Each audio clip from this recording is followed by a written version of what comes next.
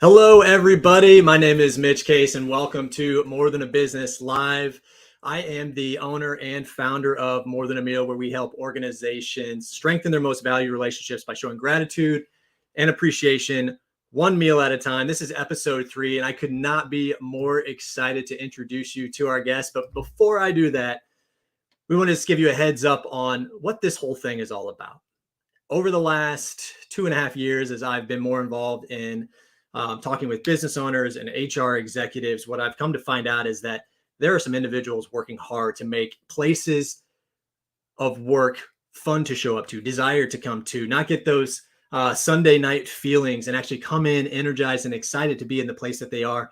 And I wanted to make sure we highlighted those individuals. So as this live show continues to grow, that's what you're going to continue to get. And I hope that by the end of this, you guys are able to grab little nuggets from each individual as well as organizations and the things that they put into place to create an inclusive, desired location to work, build a more positive culture that really allows people to flourish within the organization itself. So without further ado, I do want to bring in our guest, Stephanie Farley with Berry Companies. I'm incredibly excited. We've had short conversations before this show, and you come across those individuals where you just click and you know that this person truly understands the meaning of what more than a business really is. So without further ado, I'm going to bring in Stephanie Farley. Stephanie, welcome to the show. Tell us how your day is going so far. Well, first of all, thanks, Mitch, for having me here. It's Thursday, and I was just telling Mitch Thursday is my favorite day of the week. You know, you're through the beginning where everything is crazy and you're trying to get through all the piles from the weekend, but you're not quite to those at Friday afternoon, 4:00 emails. So this is my get everything done you possibly can day. Yes. I'm off location right now, so I'm trying to make things work as best as they can. So in the reality of live, if there are interruptions that come through from either kids or dogs, that's going to be the case, and we'll just keep moving on. But Stephanie, what I always like to do to start this show to really kind of bring people in is just talk about an impact story. So I'd love for you to share a specific story or an example that really demonstrates the impact that Berry Companies has either had on an individual within the organization or maybe the community that they serve. So tell me a little bit about that story. Sure. I think, there's so many of them that we talk about all the time. When we are really widespread. We've got about 1,340 employees across 9 states. And one thing that I think always kind of shines in what we do is anytime we have employees that are going through, could be health situations, could be personal family situations, it is amazing to me to see our teams just really bond together and support that person. And it could be people that are totally in another division, not even in the same state. And you'll see them send congratulations or send, hey, we're thinking about you as you're going through this breast cancer scare, things like that. So even when our own teams, it's pretty incredible. We also are really engaged in the communities that we have locations in, and right there in Kansas City in your area, we are involved with the Veterans Community Project. Oh, yeah. Bobcat is a big supporter of that. We've done for the last couple of years the Sleep in Heavenly Peace, which is kind of a program that supports foster kids and builds beds for them. Oh, okay. So that's something that, again, Casey Bobcat has done. In the Rockies, as an example, they're connected with the Wounded Warrior Project. And so we try to really get involved in the communities everywhere we're at to make sure that we are giving back, just as our customers, help us grow business as well. What kind of, just kind of diving in maybe a little bit deeper, especially like maybe we can hone in on, maybe is a specific example with the breast cancer scare. I know that can impacts a lot of people. Personally, my family has been impacted from breast cancer. What kind of ripple effect do you see throughout the organization when you see somebody from one state caring about another state that you tell me, maybe they've met each other in person, but I just imagine like that camaraderie can have some sort of ripple effect. So what do you see that has an impact within the organization? So that particular situation was an employee down in our North Texas division. And, as we kind of got the word out, hey, send good thoughts and good vibes. We've got this employee who's dealing with this.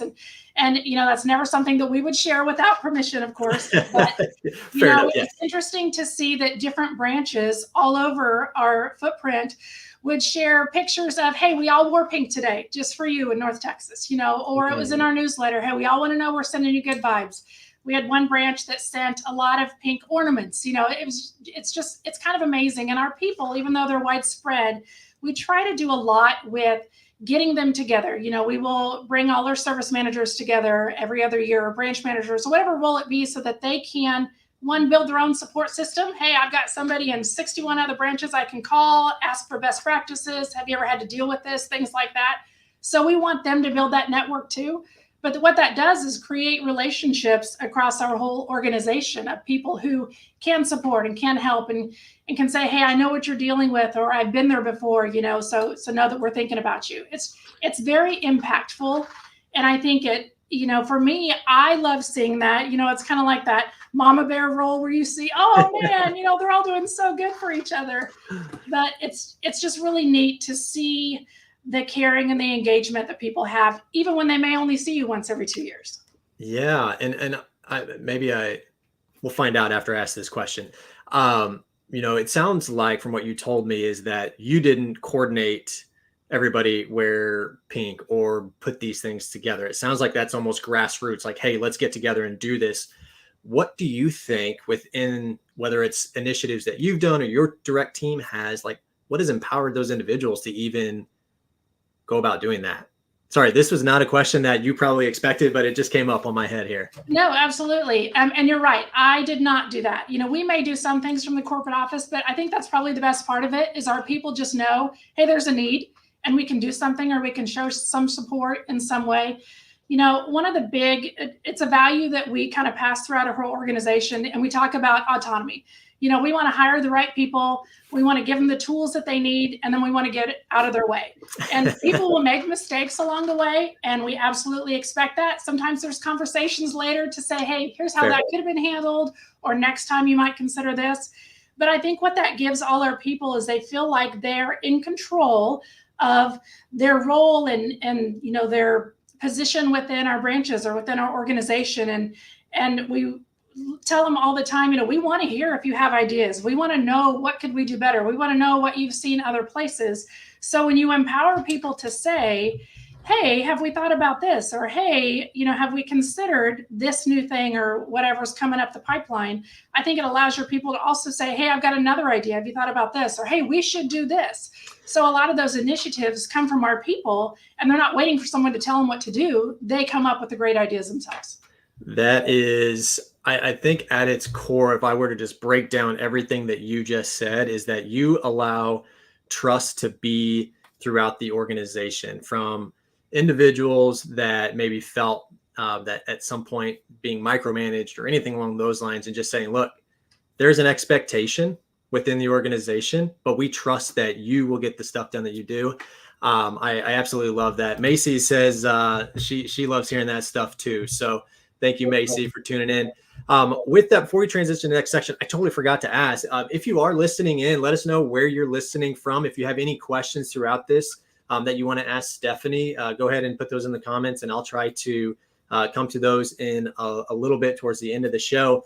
But Stephanie, as we do transition now, really want to hone in on berry companies now, and really truly what sets the company apart that makes it more than just the business. And maybe you can, I'll allow you to focus in on core values or mission statements, or maybe even unique approaches. This is the time to really help us understand what truly makes berry companies more than just a business. Sure. I'm going to step back just a little bit and kind of give you the picture of who we are. Yeah. Berry Companies is a corporate entity. We are kind of the support staff for 9 divisions of construction equipment dealerships across the United States. So that's 61 branches of construction equipment dealerships. So when you think about that, we're widespread. And so we're a family-owned business. Culture is really important to us. And it's interesting when you say that buzzword culture, everybody says, yes, we have a good culture. And every organization does have a culture, but that culture is really whatever those shared, what are those shared viewpoints? What is the feeling you get when you walk in there? And sometimes it's good, sometimes it's not. And how you define good would also be different everywhere you go. Absolutely. Yep. For us, when we started off in 1957, as one branch or 2 branches, as we grew, we said, okay, we want to make sure that we keep that small family-owned culture, even though now we're 61 branches large. So we really talk about what does it take to keep that autonomy? What does it take to keep that humility, that, to keep customers wanting to do business with us? We Yeah. want our employees to want to work for us. We want our vendors to want to work with us. And so how do we keep those relationships growing? And it really comes down to us. I mean, the key word there is relationships. And no matter how big we get, we never want to grow bigger than we can maintain those relationships that keep us where we are. Yeah. Yeah. So, for us, we talk about our culture and we talk about work-life balance. We talk about making sure that we have provided all the tools that our people need, that they have continual training and development, that they have a place to go. We hope it's always to stay with us as they grow. Of course. But either way, we want to give them the tools for them to be successful. We want them to be able to take care of our customers. And if we take care of our employees, they will in turn take care of our customers. Of course. Of course. So that's part of that. Again, like I said, we want to give them the tools and get out of their way. So we talk a lot about the relationships that we build with our teams, how we work as a team, how we collaborate, how we empower our customers to be successful with their own businesses, what all that means clear down the line. So as long as we're doing all the things that work towards that, then we feel like we're being successful. A lot of companies say they have a great culture, and it might even be written on the wall and it's in our handbook. But sometimes if you ask those employees, what does that mean? They have no idea, because they saw it one time on their first day of work. So we make it a point to make sure we keep talking about it. And we tell our people, if you feel like we are ever going in a direction that gets us off of these core values, call us out on it, because we got to know. Yes. Transparency. I love that. I want to touch on, you said you have 61 branches across 9 states. Is that correct? Yep. Talk about the challenges that you face on making sure, because I feel like you want that culture to be the same across all 61. You are only one person. So you being split into 61 pieces is not possible. How do you maintain that same culture and feel across the board? Because that's not, like you said, that's not throwing up some words on a wall and everybody now gets it. How do you go about, can you talk to us a little bit about the intricate details on how you go about that? So the beauty of Berry companies, and I feel so much gratitude and appreciation to be in my role and to work for an organization that has the structure like we do. So often you see that culture, engagement, employee, all those buzzwords are thrown into HR, and they say, hey, we're going to do all this other stuff over here. We're going to give you a really small budget, but we want you to do really good things with this as your team of 3 or 4 or 5, whatever it is. Oh, yeah. But culture can't be one department, and it can't be one person. It really has to be everywhere within an organization, and everybody has to believe it, feel it, teach it, be an example of it, or it doesn't go anywhere. So, I feel very blessed that my entire team that I work with in a leadership capacity, we're all very engaged with how do we get this across, and how do we continue to do what we do in the business world and be successful, but remain culture focused, remain people focused over profits every time. It's in our mission statement, people over profits every time. Yes. We want to do well. We want to serve our customers. But if we can't do that and keep our people on top, then we don't want to do it. So it has to be something where we're constantly training our managers. We're constantly, we have leadership development programs. We have management leadership training, all those things that we're consistently putting out there to say, we got to keep creating ambassadors in every single branch, at every level of employee, managers, frontline, everywhere, because those are the people that are going to share and be the example. So that is the can't be from a corporate video. Yeah. That I've never heard it explained that way. And that is pure gold. It's not, culture is not a department. It is the individuals and ambassadors that you just talked about. I've never heard it explained that way. Thank you for sharing that. All right. Now it's time I kind of want to transition into you, Stephanie. What motivates you to come in every single day? We talked before you came on here, just like Thursdays are your favorite day, but there are 4 other days throughout the week. Maybe not also always glamorous or anything along those lines. So what continues to have you show up and pour into the individuals that you get to work with and create a more positive impact in their lives? Well, I tell you, we don't do much that's glamorous. This would be the most glamorous thing that I will do all week, Mitch, I'll tell you. Oh, all right. Well, I'm happy I can be that for you. I think what I love about what we do, if you ask most people who are in the HR field or in, business development or in the people business, they will talk about the desire to improve people's situations or the desire to help. That word help always comes up. Yeah. But I think for me, what I love about working with people and trying to create that engagement and the programs that make people better is I love to see people be able to step outside of themselves, see that they're part of something bigger than themselves, and then just do amazing things with that knowledge. So it's the little things that we can do to remove the stress barrier that may come with benefits, because everybody loves insurance and benefits so much, and everybody understands don't say the I word to me right now. Right. So how can we make that better? How can we help your situation? How can we listen to your struggle and figure out how we can make that better? How do we prepare you for the next role? How do we prepare your organization for bench strength and make sure that we've got all those pockets filled, as people move throughout the organization, as people retire? I think in the field of HR, the last 5 years has been an interesting trip between COVID and, the workforce changing and our generations of employees that are changing and the impact that that's had. And for me, the learning experiences that I've had have been awesome. Just getting the opportunity to work with a great team and to say, hey, this is what we're working with. What do you think? And know that we don't have the answers. We don't have to have the answers. We're going to figure it out as we go, and we're going to do the best that we can like everybody else. And as we gather more knowledge, we're going to put it into practice, and we're going to make sure that we're doing the best that we absolutely can for our people. So that's what fuels me every day. No day's the same. Yeah. And we kind of have a balance between, what we need to do and what we should do. And it's a whole lot easier than we think. When we talk about employee engagement and making people want to come in and want to do their best and what we're willing to actually do. And, we all want the same things. We all want to feel valued. We all want to add value. We all want to feel appreciated. But how we do that for each individual person is, one of our biggest challenges. And that's what intrigues me so much. And it has to be different. I see organizations that kind of have the boilerplate things. We're going to do this for everybody. And that's when I've started to realize, like, the organizations that are truly like excelling and growing almost have it personalized down to the individual. And I know that can be really challenging when you have 61 locations, but personalizing that. And, there's a book called Giftology by John Ruhlin that I go back to so often. And he talks about true appreciation does not have a price tag. You can go out and get somebody $1,000 thing, and they're probably going to love it and be overwhelmed.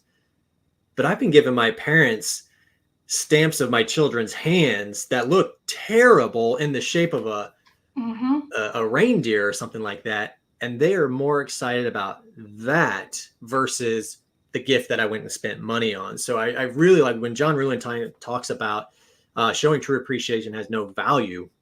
It's truly the sentiment and the reason behind it that is truly the appreciation. You just hit right on that in the sense that it's different for everybody. And we have to go out and figure that out by listening, by trusting, by doing all these things that you've alluded to. And it's not a checkbox. You can't put it on your calendar and say, okay, every 6 months, I'm going to go tell Phil he's still doing a great job at sales. So, and that's next week. I'm going to go take it done. And man, I'm feeling good because Phil's good for another 6 months. It doesn't work that way. I feel like I just took a shot at me. Like, as an engineer, I have to have my checklists and my Excel sheet. I get it. So it's like, sometimes I do have to write down to make sure that I do remember to show that gratitude. But like you said, it's not the checkbox that I went and showed gratitude. It's what did I do to show gratitude? We compare it to mission versus ministry. And our mission is our to-do list. And I'm a type A person. I have my to-do list, man, and I love getting that stuff done. And I cross it off in a Sharpie because I really love that line. It is done. Yes. But then the ministry is the people and making sure that we're connecting with the people and that we're going in and, we're saying, hey, I see you. I see that you've done this. I see you're working on this, connect with them. And there's no checkbox for that because there's no, hey, I did my 15 minutes of, relationship building this week, or I think that's enough. I mean, there's there's no metrics. You never know if it's, if it's working or if it's not. You just know it's a continual process. And so even those, like, I'm a people person, and I have to remind myself, get off the mission because it's time for the ministry. It has to be a balance, or we don't have those same connections. You're bringing so many like new realities to me, and I don't want to downgrade it by any sense. Like it feels very common sense, but the way that you're putting it is a very easy way to wrap my head around that. And I think it is, I'm sitting here thinking within my organization, how often am I on the mission versus the ministry? I got some takeaways from this one today, Stephanie. I did put up Macy's post or comments again. She is just very happy with all the words that you're saying and buy-in from everyone. And I look forward to having Macy on the show here maybe in a couple of months. But this is kind of the point of the show. Obviously, I introduced the fact that, my wife and I own a business, More Than a Meal, and a way to show gratitude for you taking the time today. We want to make sure that we offer a meal to someone within your organization that you feel could use a meal. So at this point, maybe name somebody and give as much or as little information as you would like on why you are wanting to do that. And then after the show, we'll make sure that we're able to get that released to them. But yeah, go ahead and maybe tell us somebody that deserves to receive a meal. Okay. Well, first of all, when you told me that I got to prepare for this, this is super exciting. I could have a list of 100 people, and so it's maybe we can talk offline if you have 100 people that we should. Yes. We actually have an employee. He's been with us for 20 years. He's with our bearing material handling division here in Wichita, and he is having open heart surgery today. And so it was just totally obvious to me. I said his family needs to receive a meal, as that would help, just bring a little comfort, little ease to a situation that's going on. So Gil is going to receive that meal from me today. Well, we'll personally, as a man of faith, I'll say a prayer for him as well, just so that he can recover quickly, and hopefully the family is at ease with that. But yeah, we'll make sure that we get that released out to him and his family here when we are done.